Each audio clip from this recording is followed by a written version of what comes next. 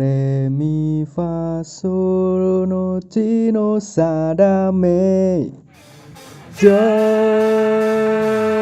do.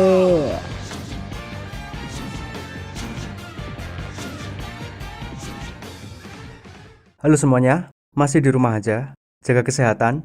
Semoga wabah ini segera berakhir. Oke, video ini bukan seluruh cerita anime ya. Tapi meskipun begitu, tema video ini masih seputar anime. Jadi saya pengen nyobain hal baru aja sih. Apakah video ini akan laku? Tidak tahu dong, makanya dicoba. Jadi video kali ini, saya pengen membahas JoJo. Tapi hanya fokus ke satu karakter saja, yaitu Kira Yoshikage. Kenapa? Karena dia adalah karakter favorit saya. Kalau ngomongin karakter favorit ya, sebenarnya ada banyak. Tapi yang paling berkesan, yang paling nempel di otak saya, ada dua. Yang pertama, si Kira Yoshikage. Yang kedua, Meruem, si Raja Semut dari Hunter x Hunter. Kembali ke topik. Buat saya, Kira itu unik banget. Mulai dari personalitinya, tujuan hidupnya, kelainan seksualnya, dan juga kecemasannya. Jadi saya pengen bahas Kira Yoshikage dari 4 aspek ini. Berikut adalah kalimat yang Kira ucapkan pada saat awal kemunculannya, yang juga sering dikutip oleh orang-orang di kolom komentar. Namaku Kira Yoshikage, umurku 33 tahun. Rumahku ada di timur laut kota Morio, tempat di mana ada banyak villa, dan aku tidak menikah. Aku bekerja sebagai karyawan di Mall Kameu. Dan setiap hari, paling telat aku pulang ke rumah pukul 8 malam. Aku tidak merokok, tapi kadang minum alkohol. Aku tidur pukul 11 malam. Apapun yang terjadi, aku harus tidur selama 8 jam. Setelah meminum segelas susu hangat dan melakukan 20 menit peregangan sebelum berbaring, aku biasanya tidak punya masalah tidur sampai pagi. Seperti bayi, aku bangun tanpa letih dan stres di pagi hari. Hasil pemeriksaan kesehatanku yang terbaru tidak menunjukkan masalah. Aku menjelaskan kalau aku adalah orang yang ingin mempunyai hidup yang sangat tenang. Aku tidak mau dipusingkan dengan masalah, seperti memiliki musuh, sehingga membuatku sulit tidur di malam hari. Begitulah caraku bermasyarakat, dan aku tahu apa yang membuatku bahagia. Tapi meskipun harus bertarung, aku tak akan kalah dengan siapapun.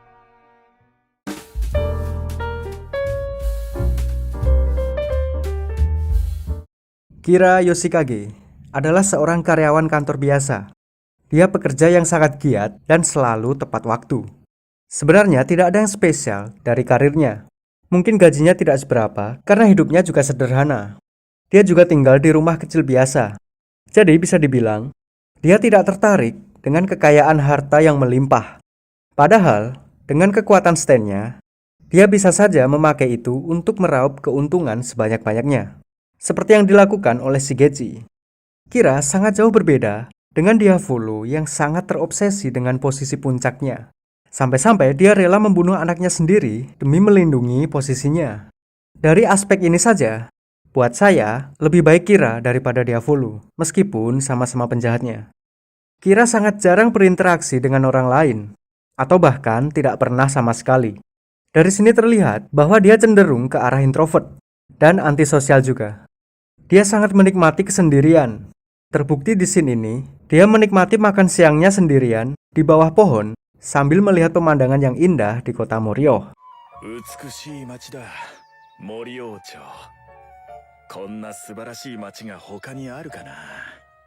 Hidupnya sangat tenang, mengalir, santuy, sampai akhirnya dia bertemu dengan Shigechi. Kira Yoshikage juga seseorang yang perfeksionis. Seperti contohnya, dia membetulkan kaos kaki milik Koichi yang terbalik.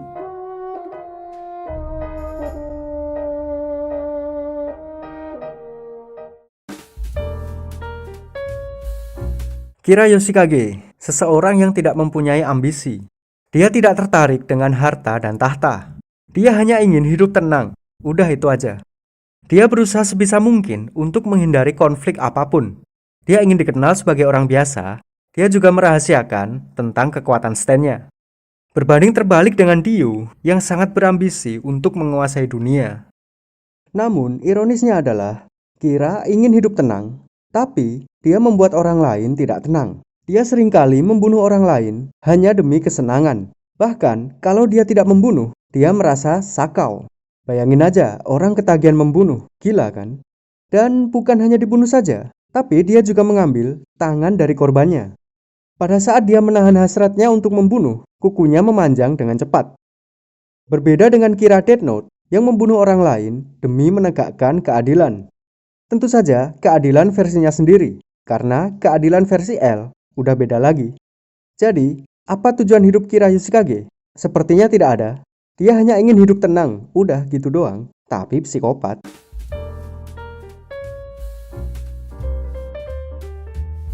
Pembahasan tentang ini, sebagian sudah saya bahas di video seluruh cerita yang sebelumnya. Iya, dia adalah seorang fetis tangan. Dan bukan sekedar tangan biasa, tapi tangan dari mayat wanita. Dan yang lebih bizarnya lagi, pada saat dia kecil, dia terangsang oleh lukisan Mona Lisa. Yang membuat dia terangsang bukan Mona Lisanya, tapi tangannya. Sungguh bizar, ya kan? Jadi, Kira adalah seorang fetis tangan, yang bahkan sudah terlihat saat dia masih kecil. Dan Kira juga mengatakan sendiri bahwa dia tidak ingin menikah. Sudah tidak tertarik dengan harta, tidak tertarik dengan tahta, dan tidak tertarik dengan wanita juga. Gila kan? Akan tetapi, dia bukanlah seorang gay. Dia masih punya ketertarikan dengan wanita, tapi cuman tangannya doang.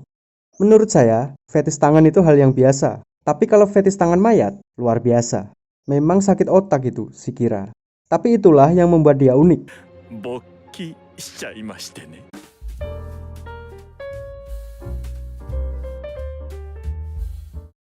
Nah, meskipun Kira adalah seorang psikopat yang tidak mempunyai empati sama sekali, namun tetap saja, dia memiliki ketakutan di dalam dirinya. Ketakutan terbesarnya adalah ketika identitasnya diketahui banyak orang. Ketika sandwichnya diambil oleh si Geci, dia sangat takut jika identitasnya terbongkar.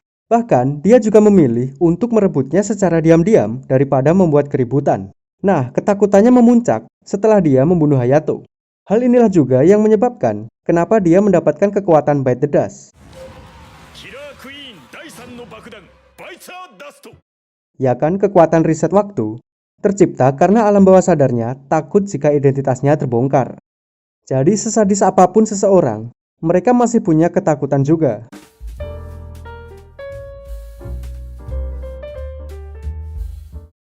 Jadi kenapa saya bilang Kira Yoshikage adalah antagonis paling keren? Karena biasanya, tokoh antagonis di dalam sebuah film atau anime itu biasanya bersifat menguasai atau menaklukkan. Contoh seperti Thanos. Tujuan Thanos adalah melenyapkan 50% kehidupan di seluruh alam semesta. Dia melakukan genosida di setiap planet yang didatanginya. Contoh lain, Pillar Man. Mereka juga bertujuan untuk menguasai dunia. Atau contoh lain lagi, Meruem, semut Chimera yang ingin berkuasa juga. Dan selain itu, setiap antagonis pasti memiliki pasukan perang. Thanos dengan pasukan aliennya, Pillar Man dengan pasukan vampirnya, Meruem dengan pasukan semutnya. Nah, ketika melihat Kira Yoshikage, dia beda banget. Dia tidak punya ambisi, dia tidak punya niat untuk menguasai dunia, dan dia tidak membangun pasukan perang juga. Dia hanya ingin hidup tenang, udah. Memang, Kira dibantu oleh pengguna stand lain, tapi itu bukan atas kehendaknya sendiri. Yang membangun pasukan itu bukan Kira, tapi Yoshihiro, ya kan? Sejak awal, Kira ingin menyelesaikan masalahnya sendirian. Dia tidak pernah meminta bantuan kepada siapapun. Nah, hal ini memberikan kesan yang berbeda dari yang lain. Antagonis yang anti-mainstream. Keren lah Araki Sensei. Oke, gitu aja sih pembahasan di video ini. Konten seluruh cerita masih tetap jalan. Ya sudah, terima kasih sudah menonton.